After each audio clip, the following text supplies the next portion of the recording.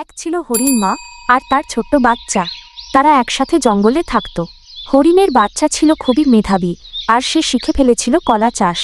তারা মিলে ছোট্ট একটা কলার বাগান করেছিল। বাচ্চা হরিণ অনেক যত্ন করে গাছগুলোকে পানি দিত, আগাছা তুলত। গাছগুলো ধীরে ধীরে বড় হতে লাগলো আর ফল ধরতে শুরু করলো।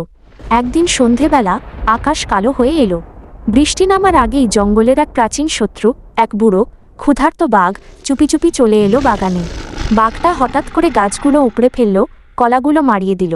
হরিণ মা আর তার বাচ্চা দূর থেকে অসহায় চোখে সব কিছু দেখতে লাগলো। সেদিন তারা কিছুই করতে পারল না, শুধু কাঁদল। পরদিন ভোরে ছোট্ট বাচ্চা হরিণ আবারও মাটি খুঁড়ে নতুন করে চারা লাগালো, কারণ সে জানে আশা কখনো মরে না। গল্পটি কেমন লাগলো?